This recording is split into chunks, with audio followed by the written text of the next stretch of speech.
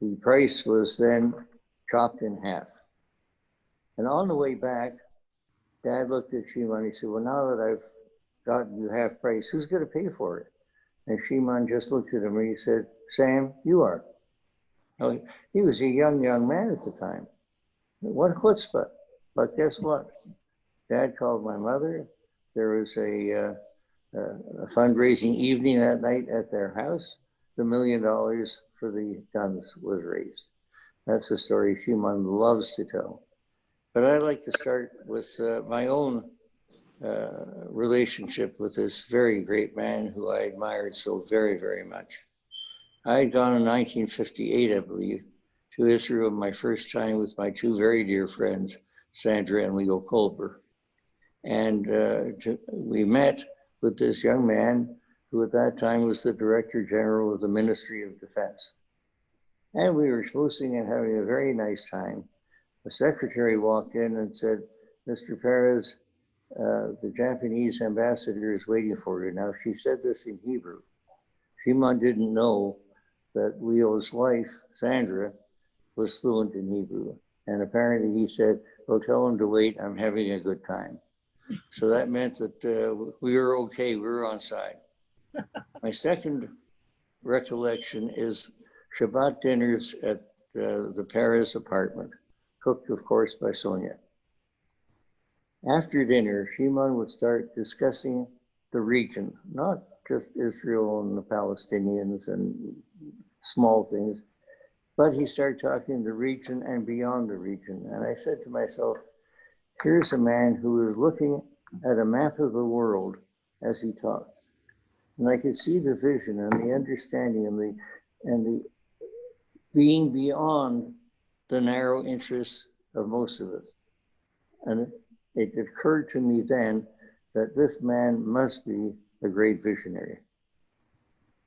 My last and most profound recollection of Shimon is when he was the president of the State of Israel. I had the unbelievable privilege of taking my grandchildren to meet him. And thus, Chemi, you said 3 generations. He actually, on that occasion, met the 4th generation of my family.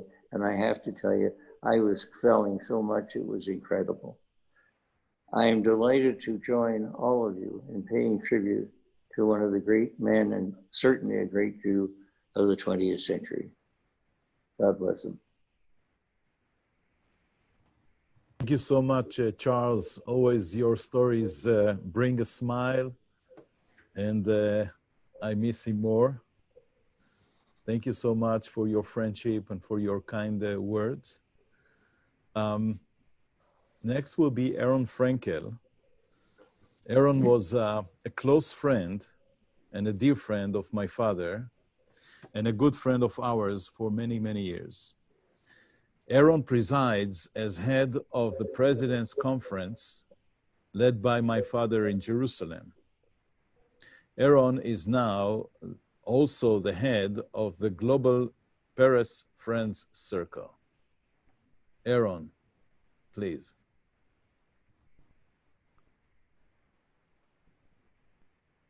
So, good afternoon to everybody.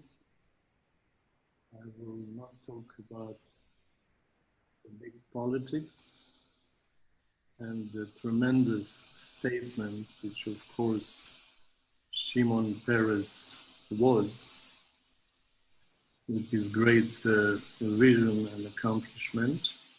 I will more touch into the person as I was seeing him and the feeling I got to him.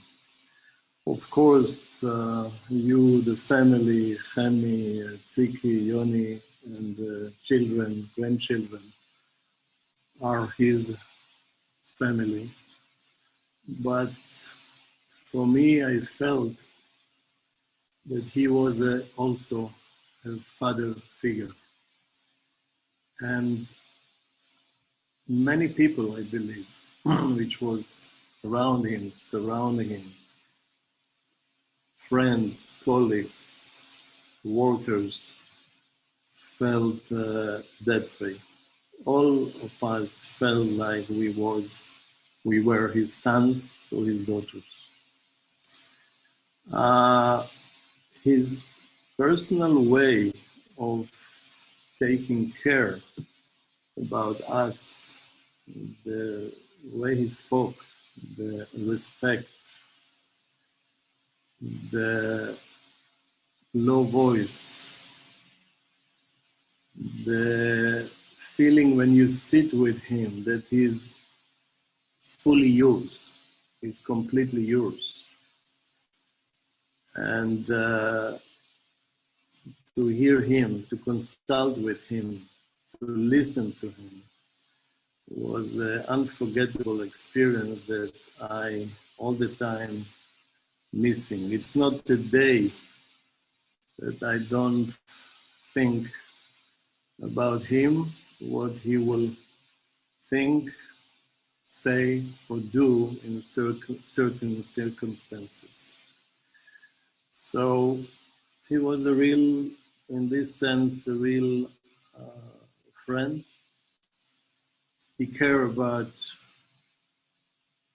how you feel, about your family, about your children. He was not shy to come and to participate in family events. And he was never shy to help in any issue, in any problem or subject that you ask him to help. Everybody say he was a visionary. Yes, he was a visionary. He was a dreamer. Yes. But many, if not most, of his dreams came true. And I'm sure, like we saw yesterday and in the last weeks, that with the time, all his visions and all his dreams will come true. So he really was a great man for Israel, for the world, and for me personally, will miss him much forever. Thank you.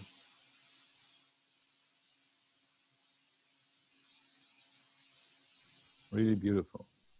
I will ask now Puyo to speak to us.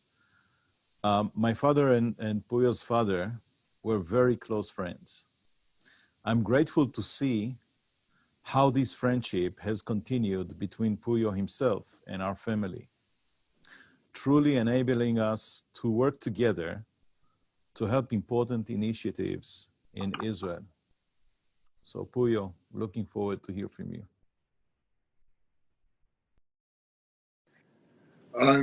I'm so honored to speak today, to speak to you all, such an amazing group of people, and to speak on Shimon Peres's memorial. Shimon met my father when he was 28. They had an amazing cooperation together.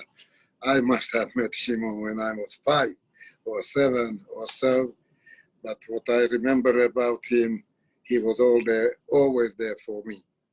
And after my father's passing, I really felt like he's a father figure for me. And Hemi, you know that better than anyone. So I'm so glad to speak today. And I wish you and your family long life in the amazing memory of a very, very unique man.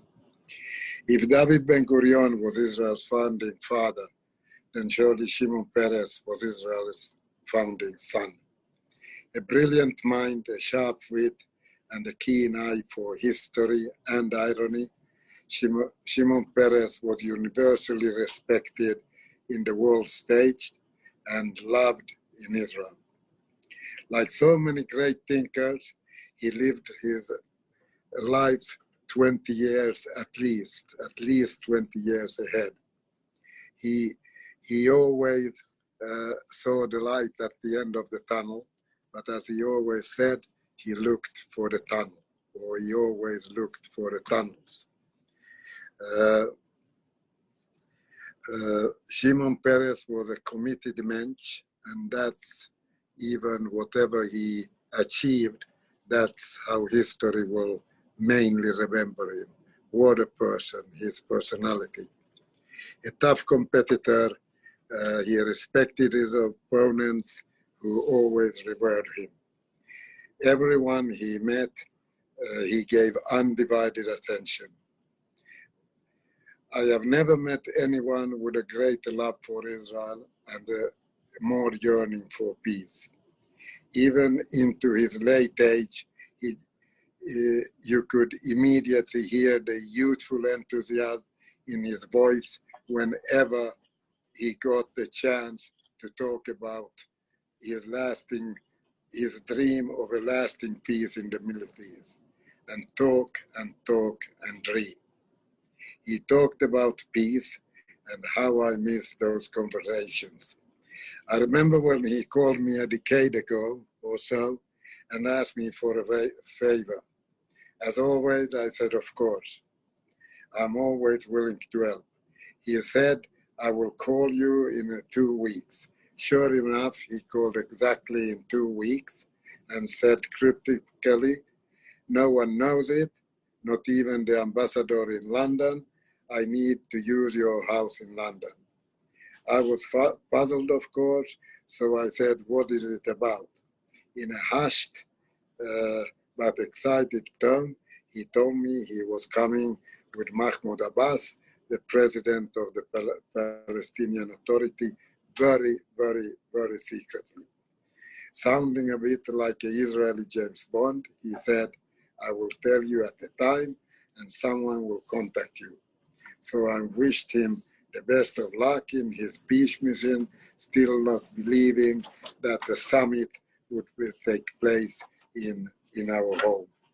Well, the day finally came, and the two of them spent a full day in our house. Both were lovely people.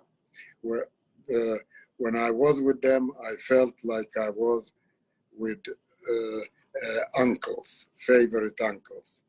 Their meeting, I'm glad to say, was one for the history books, and it nearly succeeded in bringing peace and ending years of suffering on both sides.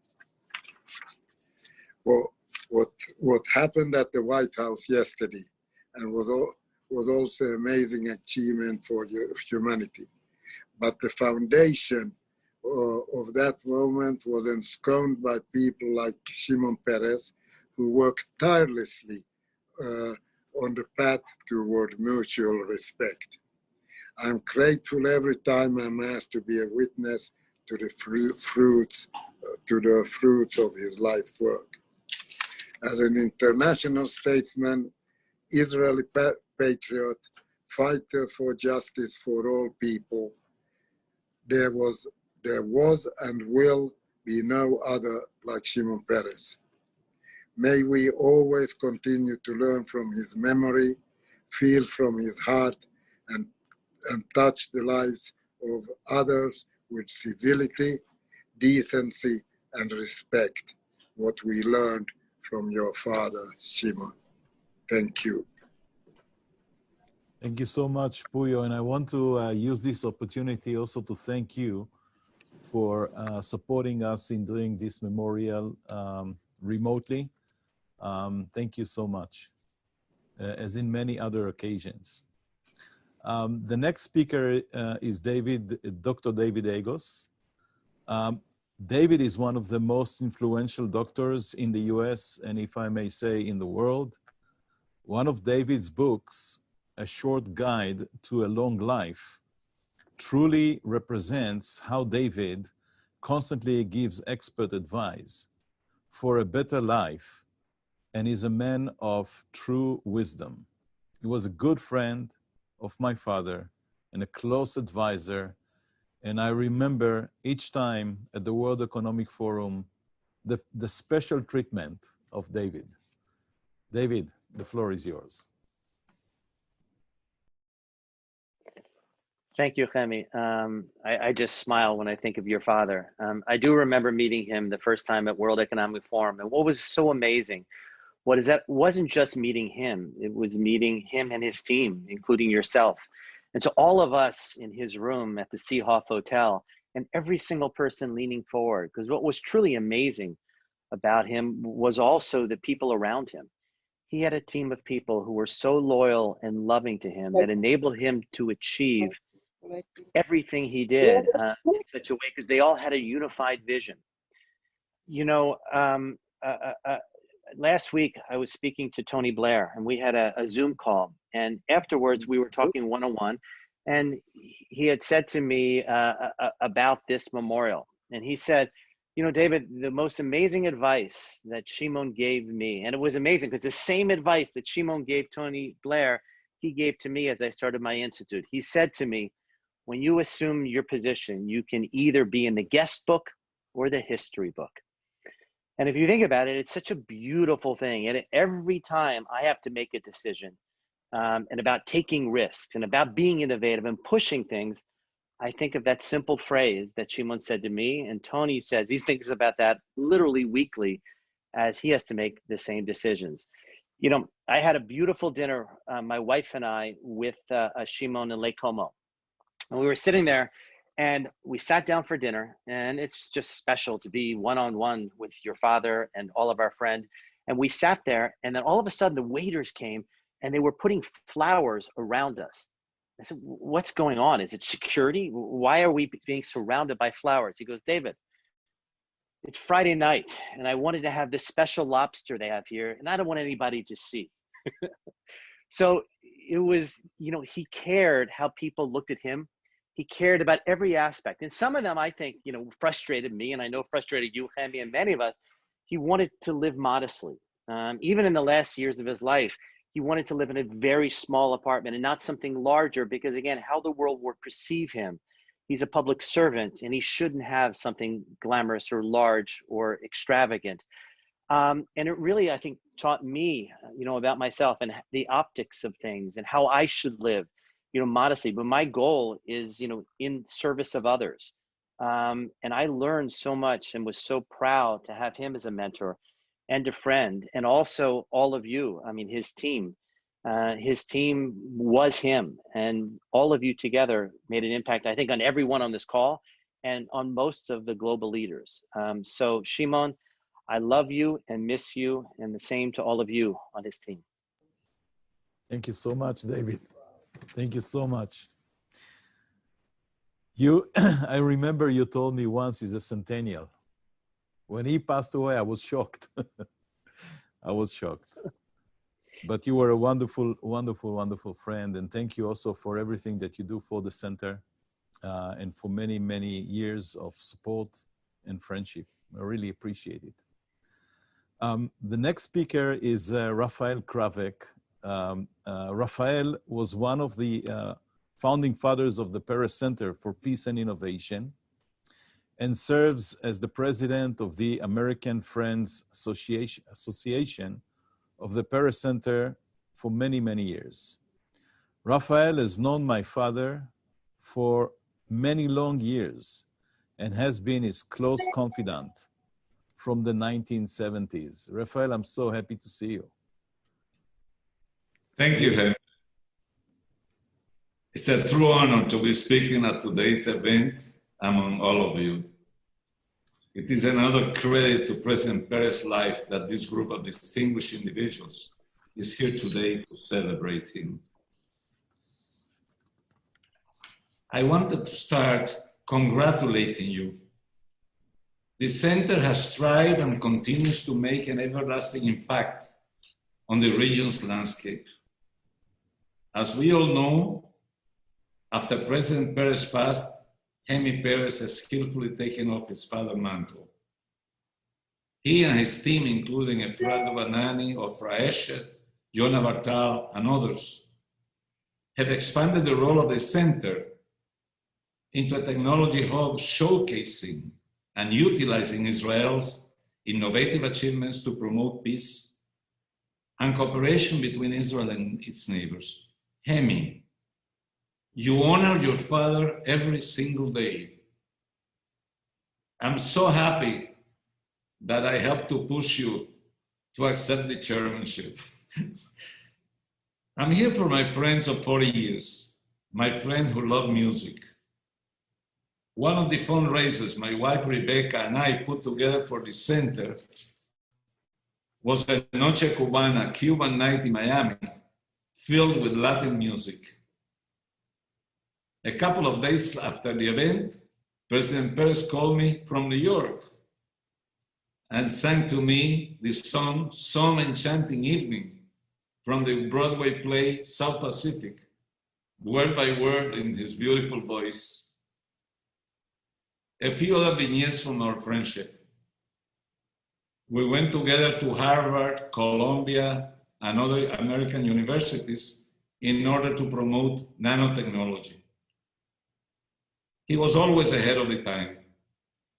At the John F. Kennedy Center at Harvard, hundreds of young students who wanted to get into to hear him, the leader that they so much admired, had to be turned away because there was not enough room.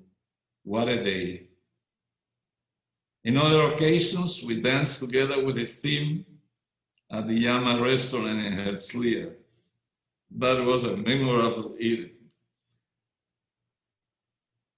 He provided me with the privilege to share in historic milestones, including attending the first Palestinian Congress in Ramallah in 1999, together with 10 Nobel Prize winners, Chairman Arafat, Mikhail Gorbachev, Oscar Arias, President de Klerk of South Africa, as many American dignitaries. The sense of hope was in the air. Another seminal event was the White House ceremony after President Obama presented Mr. Perez with the Presidential Medal of Freedom. I had the opportunity to attend with my son Saul and share some private moments with President Perez at the Blair House after he received one of the United States' highest honors. One night at dinner at the Rafael restaurant in Tel Aviv, President Perez turned to me and told me, Rafael, I have been thinking about giving you a birthday present. How about experiencing a day of politics in Israel? The next day, we met at the Knesset. I indeed received a great education about Israeli politics, but most importantly, I gained a tremendous insight into my friend's soul. At one point during the Knesset session, his political opponent at the time, Prime Minister Sharon, was being attacked by two MKs of his own party. Instead of staying quiet, Perez stood up and sternly stated to the perpetrators, you should be ashamed of insulting the Prime Minister of your country and our country. The insult ceased at last for that day. He has such honor and integrity and commanded respect. In the afternoon, we attended a Labour Party conference in Beersheba, where everybody was talking over each other. It was quite a scene. Not every moment that I shared with Mr. Perez was pleasant. In 2000, I traveled to Israel to be with him on the day he was supposed to win the presidency of Israel for the first time. He lost. I could see the shock and disappointment in his face. Nevertheless, next morning, he asked me to come he was going to prepare some tea for me. We spoke. He never discussed what had happened the day before. His dignity never wavered. The final memory I would like to share was one of the most emotional moments of my life. President Perez's 80th birthday celebration, which culminated with President Bill Clinton joining 40 Palestinian and 40 Israeli young girls in singing Imagine by John Lennon, the perfect song for Shimon. I miss you, my friend. I miss our travels together, our meals, our talks, and our drink alone at the end of each evening. I especially miss your call every February 4th when he called to sing happy birthday to me, again in his beautiful voice. Our friendship taught and elevated me. I think of you every day. Most of your dreams have been realized. Don't worry, there are a few left. You will just take a little bit more time for the rest of us to catch up. May God bless you. Thank you so much, Rafael. Very, very moving. I thank you so much for your memories and for your very kind words. And I know that you are guilty with the fact that I'm here. The next speaker is Dr. Yossi Vardi. Yossi is very well known in Israel and is sort of an ambassador of the Israeli high-tech scenery. Yossi is one of the first high-tech entrepreneurs in Israel and is a founding father of the Israeli startup nation, which I'm part of. My father turned to him for an advice and to hear his knowledge on all aspects of innovation. Yossi was also the king of the World Economic Forum and made so many introductions for him, and many of you are connected through Yossi. Yossi, we're looking forward to hear you. Okay, thank you very much. I'm afraid I will begin to talk. I will never finish. There is so much to say. I will make one serious comment and then I will tell you an anecdote if it's okay. So the serious comment is, when you think who are you and what are you, you are for a great part a reflection of the people that surrounded you, or you surrounded them, or you were in touch with them. They define who are you. You are being defined by the people with whom you are associated. And people are not dying suddenly. People are dying piece by piece. Every time a good friend, somebody you had interaction with, is dying, some part in yourself is dying also. And when Shimon died, I felt that a very special part of myself gone forever. And I'm sure everybody of you understand it, all the experience, all the shared things that you have done with somebody, all of a sudden they are disappearing, not to return. You just can, in sentimental way, think about them, etc. And as I said, when Shimon died, I felt that a very important part of me died, because Shimon enriched my life and gave me the chance to do so many outstanding, unexpected, surprising things, which were like, every time I went to meet with Shimon, it was like a lottery. I didn't know what will be the result, but something amazing will be there. I will not begin to count all of them, but just to mention one thing, everybody was very happy to see about the peace agreement with the Emirates, etc. But some of us, under the organization of Morris, I think he organized it, went to Doha, to Qatar already in '96, which is maybe 25 years ago, where the seeds of all the things with the Emirates was, I think, was put together.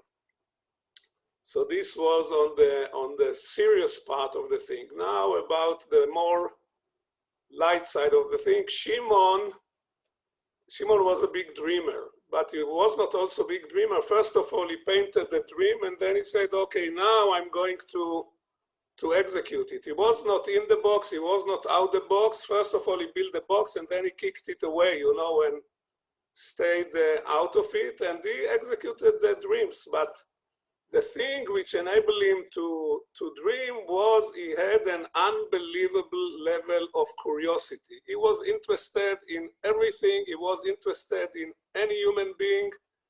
He was intrigued by science and technology. He didn't understand, I think, the difference between atom and a bit, but he knew better than anybody else that I ever met the effect, the influence of atoms and bits and technology on society, on people, on communities, etc., etc. And I'll tell you one story. Chemi, you have to signal to me when I have to shut up. But I will tell you one story. I knew his thirst to learn new things.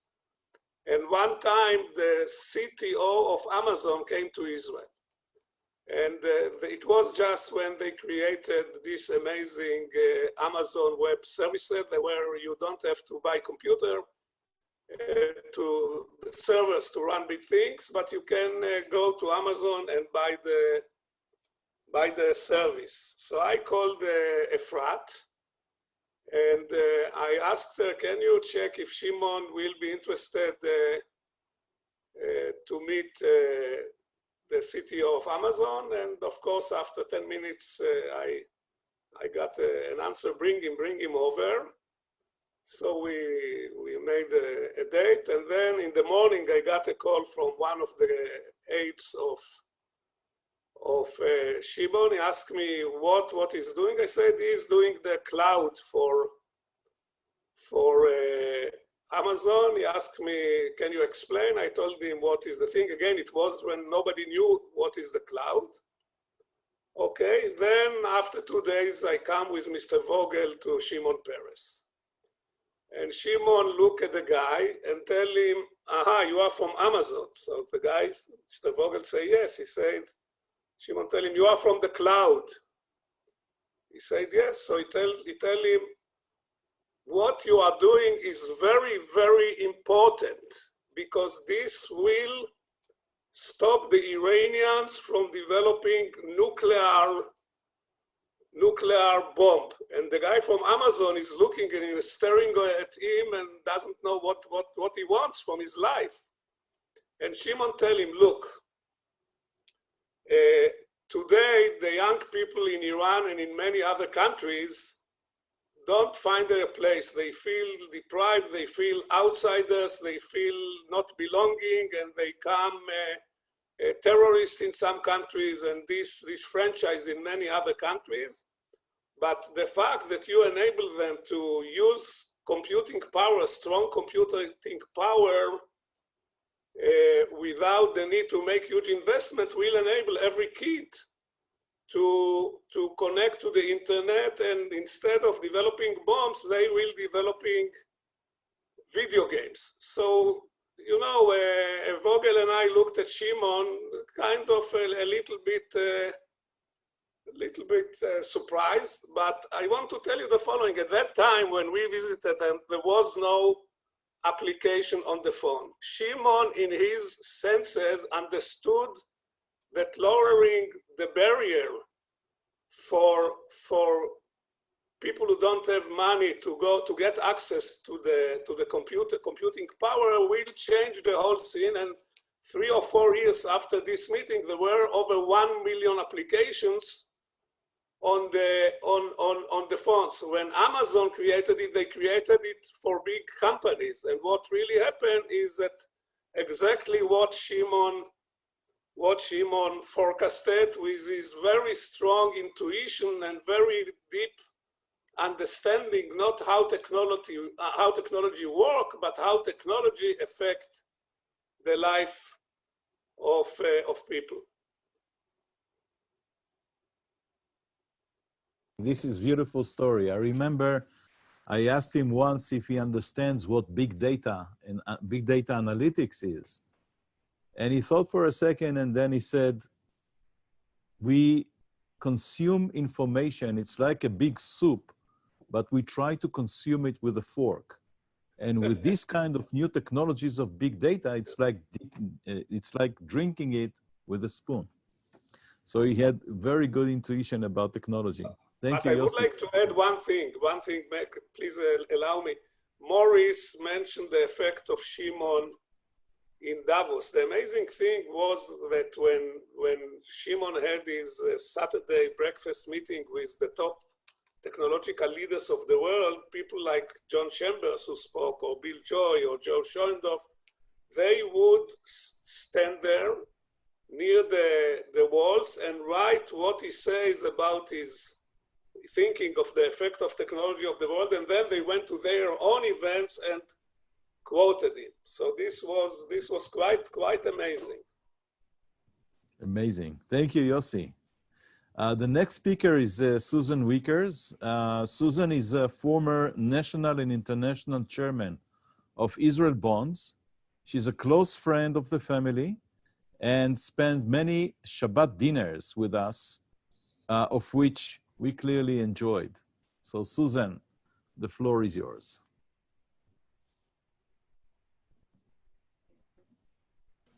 Am I on? Yes.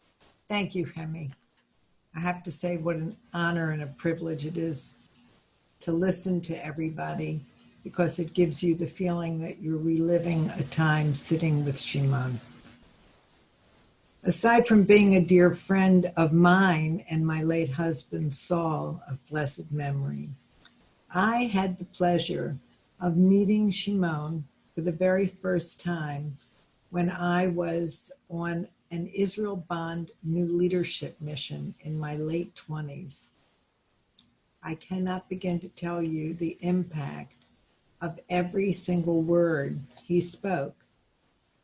And I went up to him afterwards and I was telling him about what I did and what I would like to do. And he was so encouraging. And I was this young woman from Baltimore, was not involved for the most part in that much, but in everything Jewish.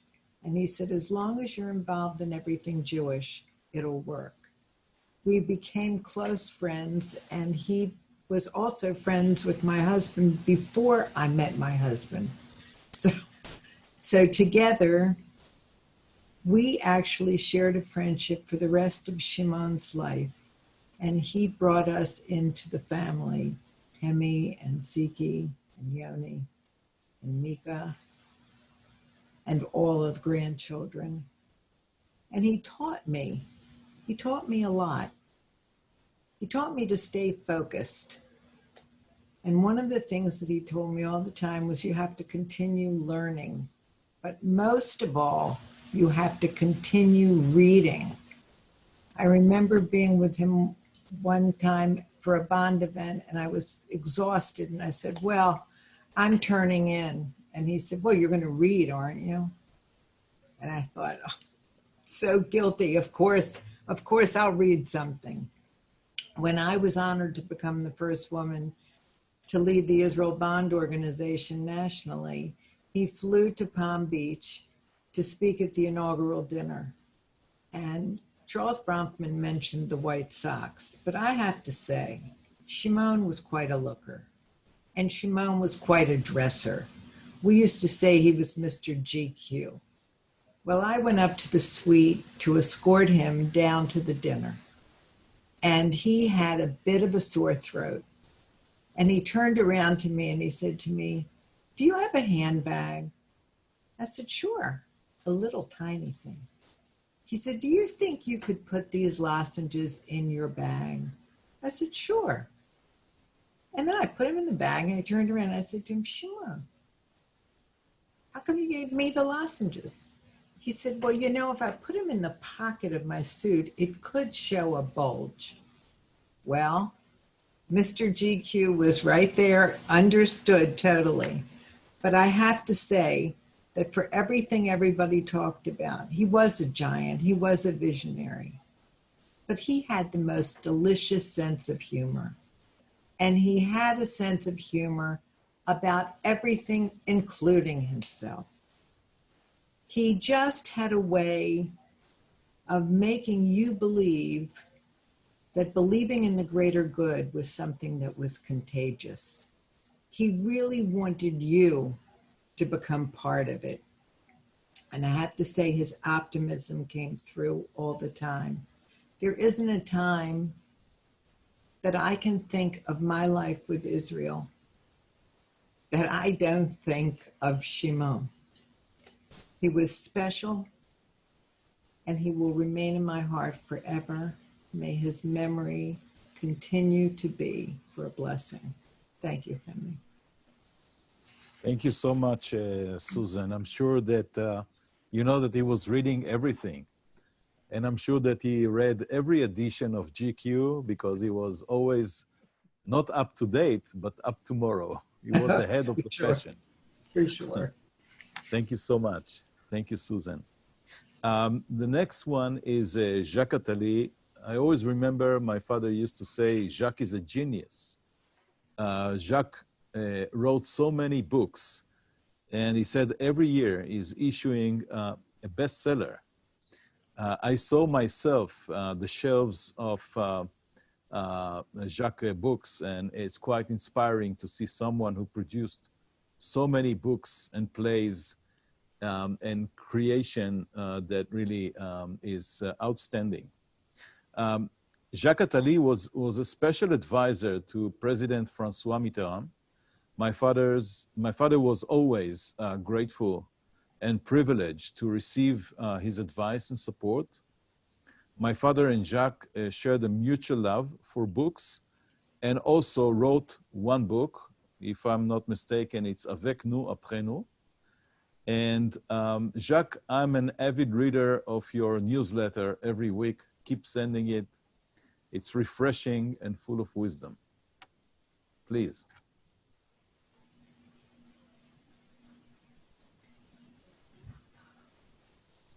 The second most spoken sentence in human history from now on is, you are muted.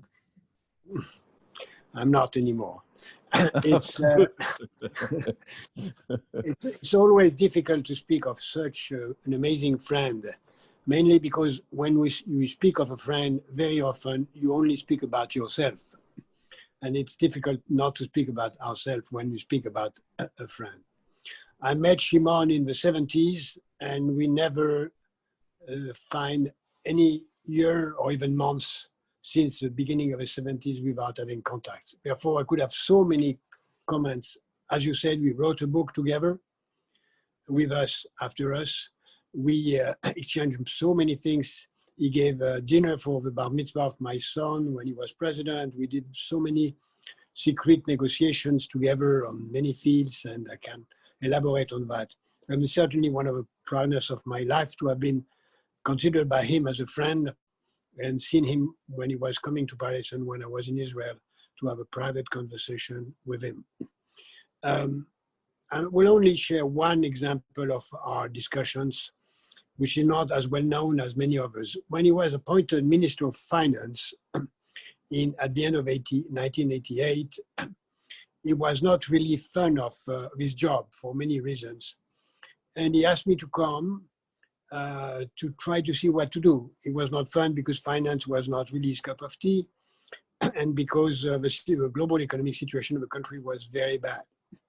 And then, as you said, I was the chief special advisor to François Mitterrand, president of France at that time, and I had to ask special permission to advise a foreign leader from the French president, which I did, and I came to Israel and we discussed what to do. And before discussing the details of the plan that I was going to propose to him, he asked me one question. He said, I don't want to be popular after this plan. I want to be popular in 30 years because of this plan. The only thing I want for you, he said, is you to recommend me things that would make me popular in 30 years, not tomorrow. And then I explained him that he had to make a very, very tough plan, and that had to be implemented as quickly as possible. And I must say that he took the right and bold decisions.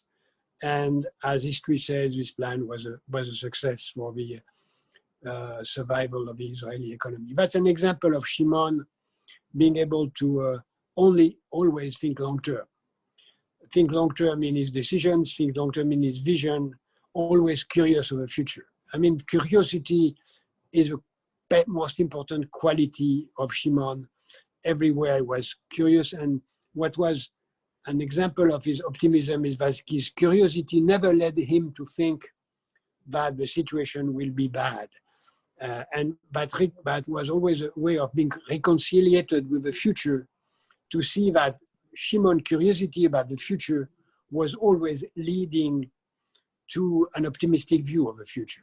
Maybe except once, when he told me, you know, there are three kinds of elites in the Israeli society. The first one was the farmers, the second were the military, and the third are now the tech guys. And he said, do you guess what the difference between the three? I said, no, Shimon, can you tell me? He said, the farmers are linked to the country, to the ground. The militaries are linked to the countries. But the tech guys are like birds on a wire, and they can quit if we don't do what is to be done. Which is both a line of reasoning to understand what should be done for Israel from his point of view. Also the view that Israel is also a global concept, not only linked to a specific country. And that Shimon, if I may interpret what I saw him at the end of his life, was not only a deeply, fully involved in the Israel future, but also involved in mankind future. And his vision of the nomadic elite of Israel was part of that. It's one of my great honors in my life to have been friend of Shimon and to be friend of you and to be part of his meeting. Thank you so much, Jacques. Much, much appreciated. And I know we both miss him. Next, I will read a letter from Antonio Mura Santos that could not be on a video, but wrote us a letter. So I will, with your permission, I will read it. It's very relevant because Amazon just came out with a series which is called All or Nothing about Jose Mourinho. So I'm starting to read. I met Shimon Peres in 2004 during a meeting in the old Peres Center for Peace headquarters, which had just been created. Ofra was present in that meeting. From that point on, a chemistry was formed between us, which was only further cemented with much time spent across numerous memorable events and foundation organized, and of which I was honored and privileged to take part. As an example of Shimon Peres' dedication, I would like to share an anecdote that took place during Jose Mourinho's visit to Israel. Those of you who do not know, Jose is one of the great football coach. When Mourinho was being presented to the children of the Peres Center, I was next to Shimon, who asked, and I'm quoting, Antonio, who is this gentleman that is surrounded by more journalists than me? I replied that he was one of the biggest football coaches in the world and that he trained at that time Chelsea Football Club. Shimon turned to me and replied, and I quote, I don't know what that is, but if he's really that important, we must treat him well, because Israel needs these kinds of visits. I'm stopping here just to say that today Sylvan Adams is doing a great job for Israel. And if you see the Tour de France, and now you will watch the Israeli team and you'll see the name of the Peres Center on the shoulders, showcasing Israel at its best. Outside of Israel, I had the pleasure to join my dear friend in Barcelona, Madrid, London, Rio de Janeiro, and Los Angeles.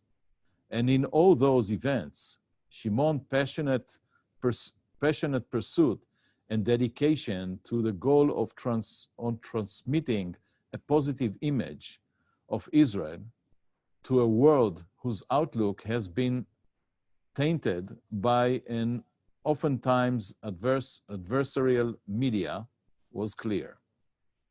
Shimon Peres was, without a doubt, the flag of Israel. One day in Brazil, after lunch meeting with local businessmen, he approached me from behind and said, and I'm quoting, "Antonio, never say you are not a Jew, because I know your grandmother was Polish and Jewish." Later, more seriously, he told me, "One day you will explain to me why you like Israel, why you like me so much." Unfortunately, I never had an opportunity.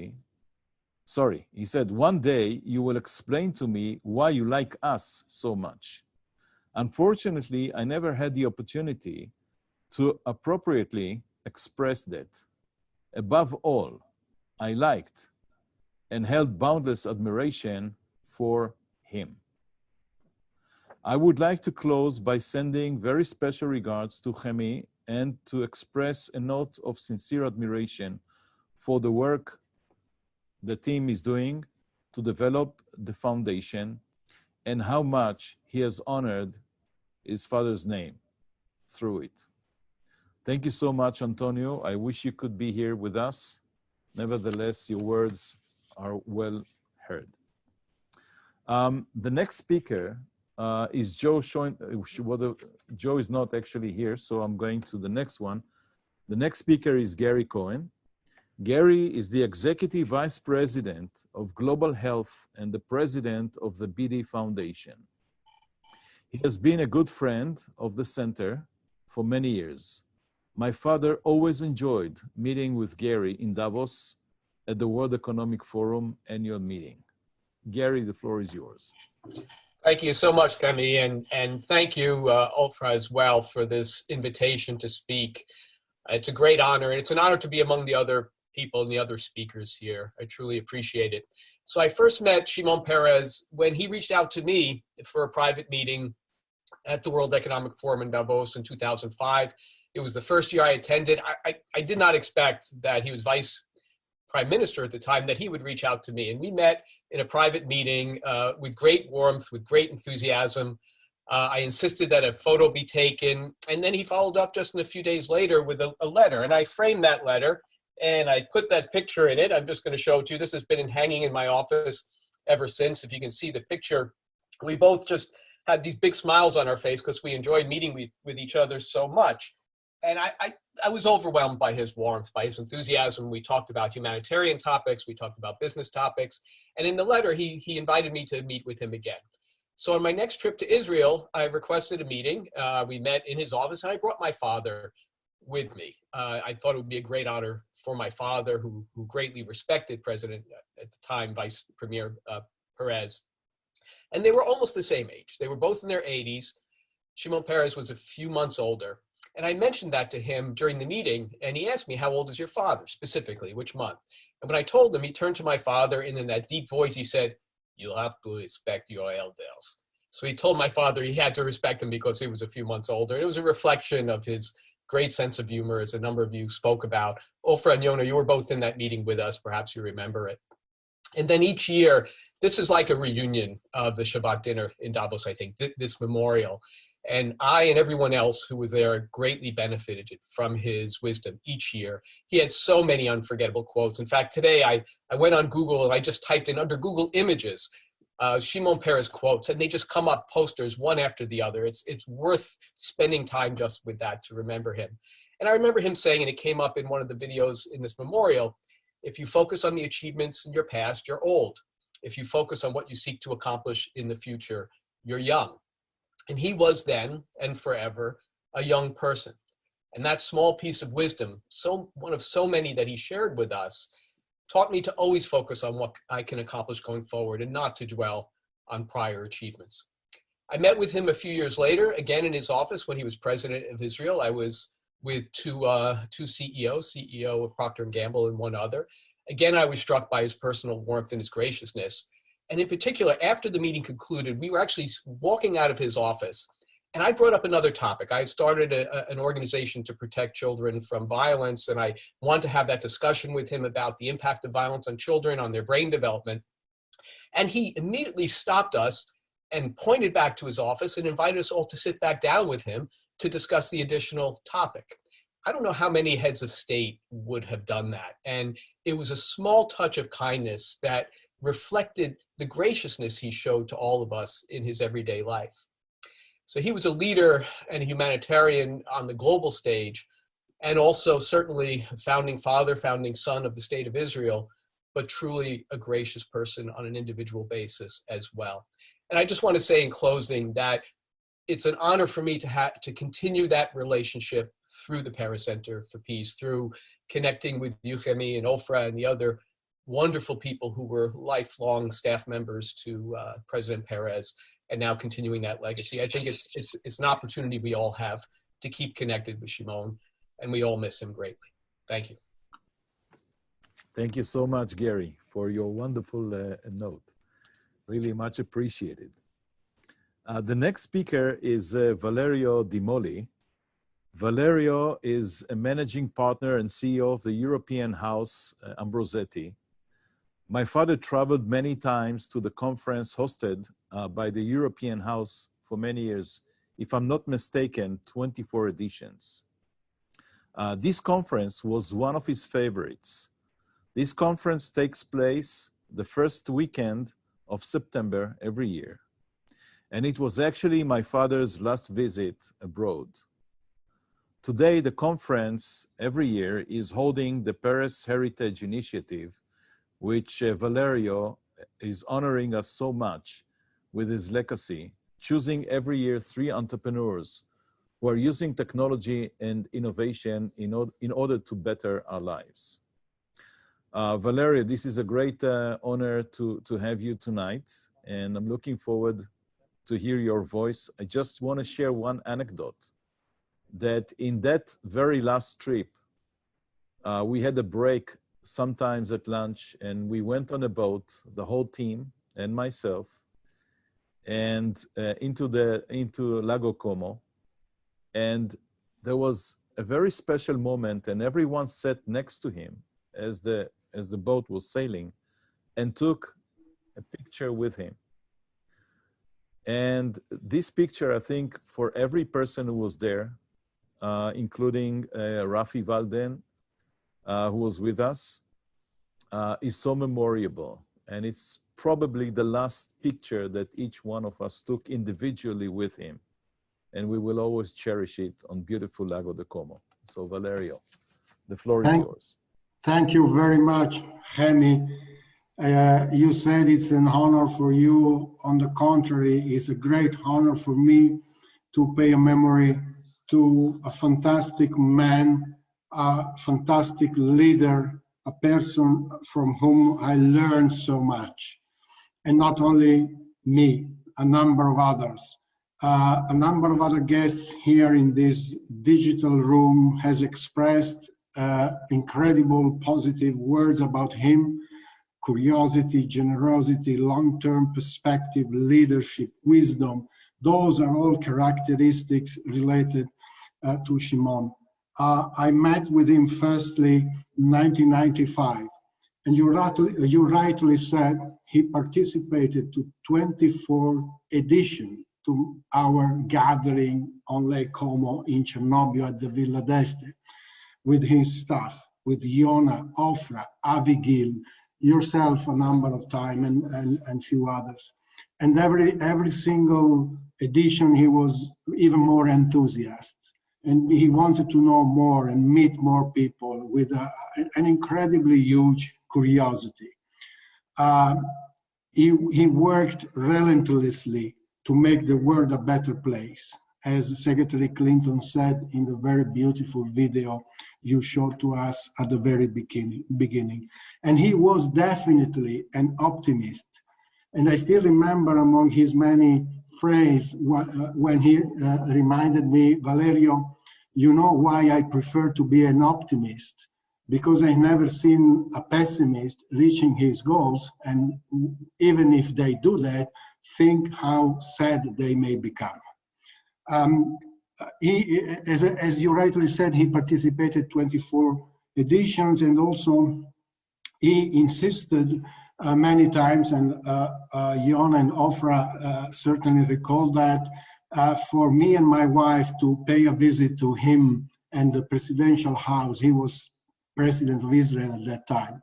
And we spent one of the most memorable afternoon we ever had with my wife and him, and he brought us into the garden. And you may be very well aware of the fact that in the presidential garden, you have this incredible tree that produces two fruits, the olives and the figs, all together. And he, with his fantastic narrative, he said, well, look, if Mother Nature has shown that you can keep together two completely different animals, and in this case, fruits, I think we will, in the end, have a success with the peacemaking process. As you rightly said, with your permission, with your family permission, and with the State of Israel consent, I have founded this non-for-profit initiative called the Paris Heritage Initiative that pay a tribute, as you rightly said, to innovators. And I had colleagues from my team reading his many speeches in our gathering. And we declined 5 key words of his political narrative and vision. And these 5 words are commitment, self-dedication to a cause as a major element for the future, pursuit of peace, the strong ethics and morality as a backbone of a functioning and peaceful society. This is what your father was always striving for. Entrepreneurship, he loved entrepreneurs. He loved the entrepreneurial spirit, the animal spirit, and he wanted to push that forward. Impact, he wanted to see an impact to take place. The inclusivity, in a world of alienation and rising inequality, those who distinguish themselves by tearing down walls rather than building them will be the leaders of tomorrow. This was his fantastic narrative. The last but not necessarily the least, innovation and science. As my friend Yossi Vardi said, he was really an enthusiast of science, of medicine, of innovation and technology.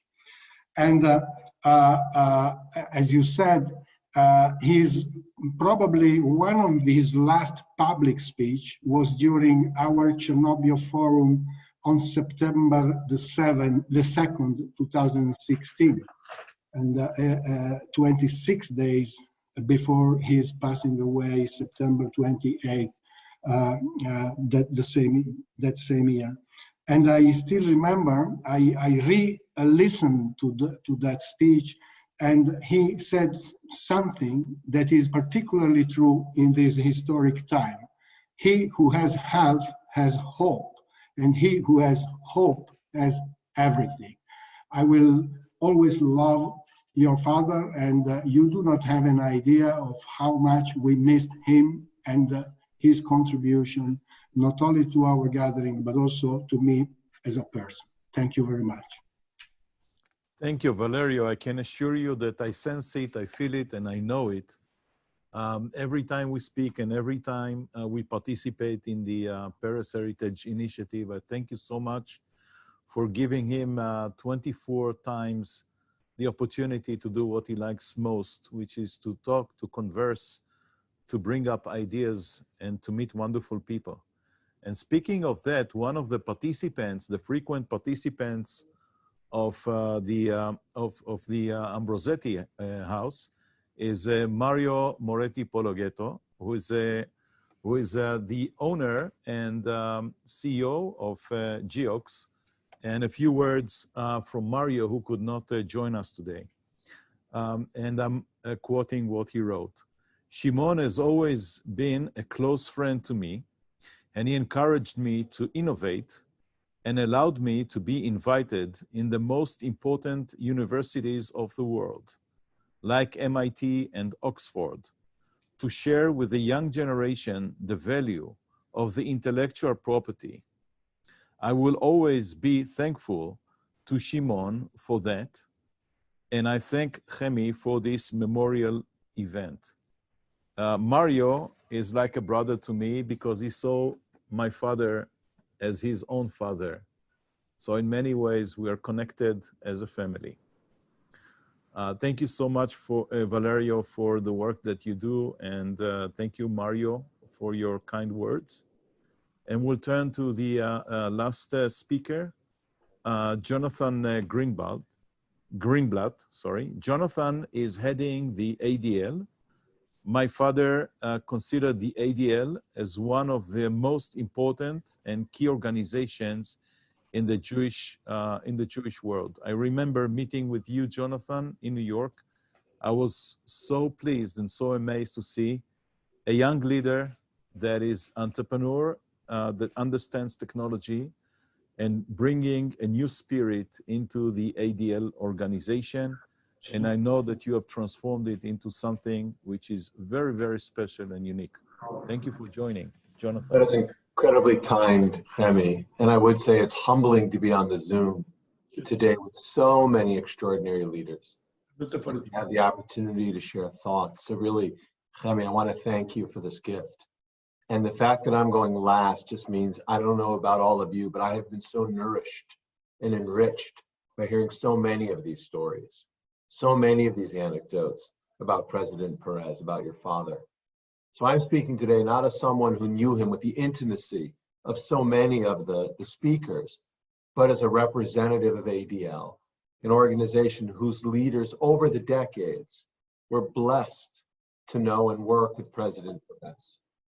And Hemi, I would just say it's humbling that we've been able to develop our friendship and that ADL and the Perez Center have been able to develop a partnership, because I think this amazing institution doesn't just honor the legacy of your dad, but really embodies his spirit and vision, which is a marvelous thing. I think in a way, it's really quite symbolic that this commemoration takes place just a day after a signing of the historic agreement between Israel and the UAE and Bahrain. I would say that President Perez's vision about a new Middle East would have led him to be so excited about this move. And in his book that you gave to me, Femi, No Place for Small Dreams, President Perez wrote that we may soon find that peace is made possible not through negotiation, but through innovation. And literally, it almost seems like Shimon Peres foretold this recent deal in his dreams. In many ways, it seems born directly out of his dynamic, transformative vision for the region. And I think I am going to guess, like everyone on the Zoom, like everyone across Israel, like nearly everyone across the world, hopes that it will spark a wave of Israeli-Arab peace accords. I think it augurs incredible opportunities for collaboration across communities, across countries, across cultures, around medicine and agriculture and water and commerce and tourism. Ultimately, hope. And I would posit that this was possible literally in word and deed because of President Perez. He laid the foundation upon which this deal was forged, and hopefully on which a peace-thinking and forward-looking and modernizing Middle East will be built, not bound up in the anxieties of its ancestors, but energized by the dreams of its descendants. Today, the view in the United States, I think around the world, it looks quite challenging. There are so many complex issues, global issues on top of us. The pandemic, climate change, economic upheaval, racial unrest. I think all of us can look to the life of Shimon Peres and just take inspiration from him. Literally, his life literally was a testament to the power of optimism, to the impact of creativity, and the possibilities enabled by courage. And you heard this in so many of the remarks today. He was a singular figure, I would say, in the history of the state of Israel. He was a titan of the 20th century and literally a modern forefather, if you will, of the Jewish people. He achieved the impossible and really almost the unthinkable. As he said, when you have two alternatives, the first thing you have to do is look for the third one that you didn't think about or that doesn't exist. That was his vision. That's the world towards which we need to move. And so I will just say in closing that all of us at ADL, are so thrilled to see President Perez's vision of peace and innovation coming through your work, Femi, and that of everyone on your team at the center in Jaffa. We share your hopes and dreams of using innovation to promote social causes and look forward to a long relationship so we can honor the legacy of Shimon Peres, this great man. To paraphrase him, by using our imagination more than our memory in building a better future. Thank you so much, Jonathan, for your closing remarks. Really appreciate it. Thank you so much for being such a great friend and for the work that you do. I'd like to share with you on a personal note that when my father passed away, I knew that his life, his work, his legacy are too important to be neglected, to be forgotten. And my biggest challenge was, what kind of a legacy is my father leaving behind? And actually, I discovered that the legacy that he's leaving is not a legacy that he's leaving behind, but is a legacy that is looking forward. His legacy is completely about tomorrow. It's completely about the future. And when you have these kind of legacies, two things happen. The first one, it's easy to serve because it's easy to think what we need to do and know how to remember my father.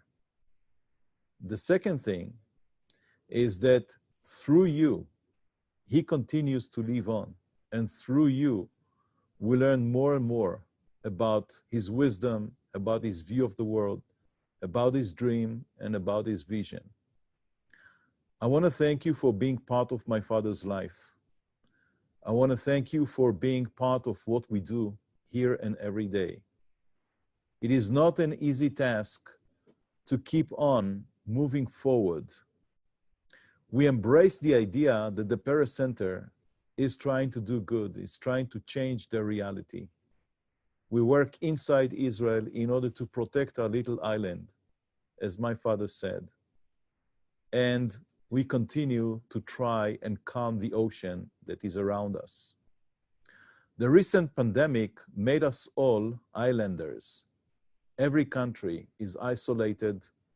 Every country is challenged with its own health system and economic crisis. But between our islands, we have an ocean of love. We have an ocean of collaboration. We have an ocean of optimism. Not an ocean we need to calm, an ocean that we need to embrace. So I want to send you from here, from Jaffa, our gratitude, our thanks, our hopes for a better tomorrow, and wish all of you in Rosh Hashanah, may this coming year be an outstanding year for each and every one of you individually, and a year of a bless for all of us together. And as many people say, may this be a mediocre year, much better than the one we passed, but it will be followed by even a greater year. Thank you so much for being with us. We recorded this session. Those of you who did not have an opportunity to speak today will speak in the next events. Feel free to write to us what you have learned, what you remember, because his life is so important for the generations to come.